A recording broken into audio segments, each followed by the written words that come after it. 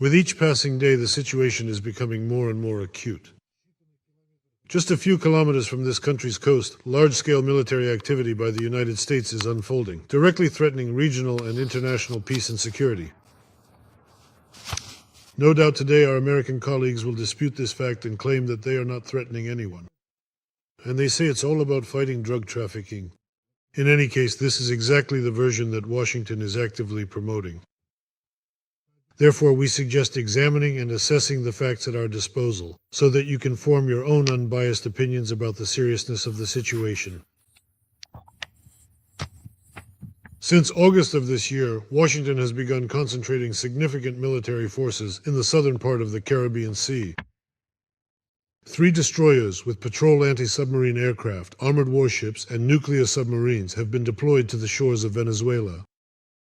The total number of military personnel exceeds 4,000. American propaganda wants us to believe in the existence of the mythical UNSC cartel, which supposedly smuggles tons of cocaine from Venezuela to the United States, and whose leader is none other than the president of the Bolivarian Republic, who is undesirable to the U.S. He is allegedly connected to drug cartels and armed groups all over the world and sends and poisons the lives of millions of American citizens with drugs. A perfect plot for a Hollywood blockbuster where Americans once again save the world, except for the facts. These claims are not supported by any facts whatsoever. Russia strongly condemns the strikes on civilian courts as flagrant violations of international law and human rights. Such actions fit only into the notorious theory of American exceptionalism, according to which the United States is allowed everything, while other countries are permitted only what the United States allows them. We categorically reject such logic, which underpins the concept of a world order based on rules arbitrarily formulated by the United States and its allies. Do not even count on the lawlessness created by Washington. Colleagues, let us not allow ourselves to be misled. What we are dealing with today is a brazen campaign of political, military, and psychological pressure on the government of an independent state with the sole purpose of changing a regime that is undesirable to the United States. Interfering in Venezuela's internal affairs. We urge the U.S. side to immediately stop such actions to avoid further escalation of the situation. We urge the U.S. not to undermine the navigation safety of other countries under the pretext of combating drug trafficking, as well as the freedoms and rights enjoyed under international law. China has always supported strengthening cooperation to combat transnational crime. We call on the U.S. to conduct normal law enforcement and judicial cooperation through relevant bilateral and multilateral legal frameworks. Chairman, Latin American and Caribbean countries are all independent sovereign states. We come before this Security Council to make one of the gravest possible denunciations, as we are here to warn about a series of actions that threaten not only the peace and security of our nation, but also that of the entire Latin American and Caribbean region.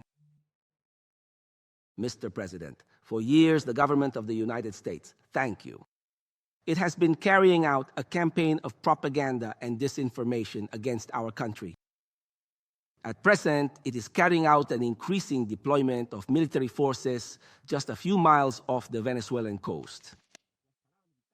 The military escalation consists of the offensive mobilization of more than 10,000 military personnel, combat aircraft and missile destroyers, and powerful missile cruisers, highly trained assault troops, specialized assets used in clandestine special operations and covert missions, and even a formidable nuclear submarine.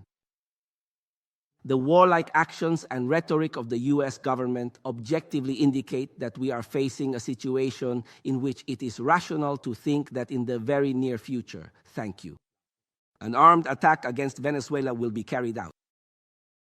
All of the above is asserted with impunity by the United States government without presenting a single piece of evidence.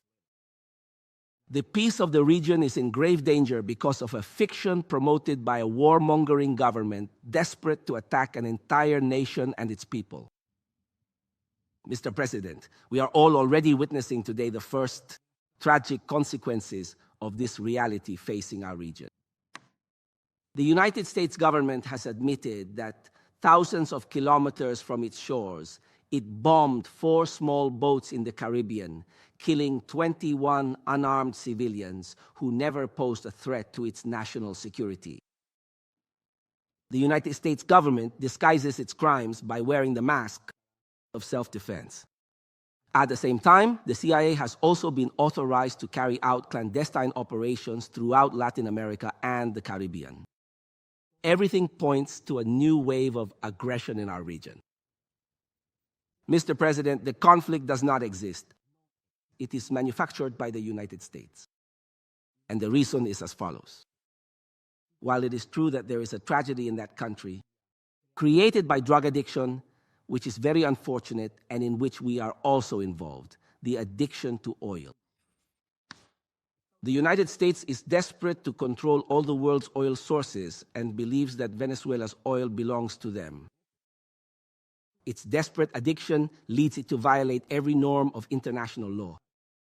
We saw this in Iraq, in Syria, in Libya, in Afghanistan. Mr. President, what right do the United States have to militarize the Caribbean region? None. What right do the United States have to execute civilians who are entitled to the presumption of innocence and due process? None. What right do the United States have to terrorize and deprive humble fishermen throughout the Caribbean region of their livelihoods? None.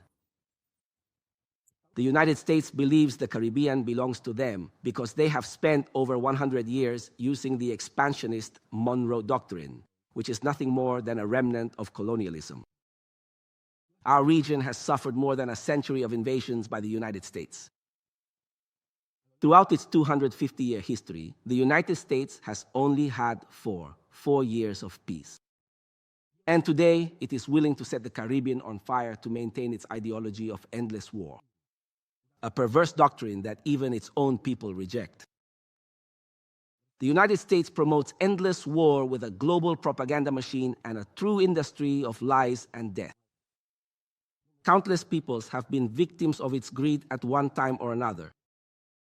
How many more deaths will it take? How many more years will have to pass as well before the world understands, just as the United States has historically done, that today it is lying? For example, throughout my speech, it has made accusations against our president without any evidence. We have never seen any evidence. There are accusations against all our armed forces, against all our people. It claims there is an invasion, that we are a threat without any evidence. That is the problem with the arrogance of those in power when they believe that we must subordinate ourselves to them because they think we lack the capacity to defend our rights. We are here to defend our rights, to defend the truth. We are here to defend our authorities, our people, and our presence at the United Nations. It is very important for everyone that we do not repeat the past when other countries were accused of having weapons of mass destruction, chemical weapons, or any other atrocity simply as an excuse to start a war that would later be revealed to be completely false. Let us not fall into that trap again.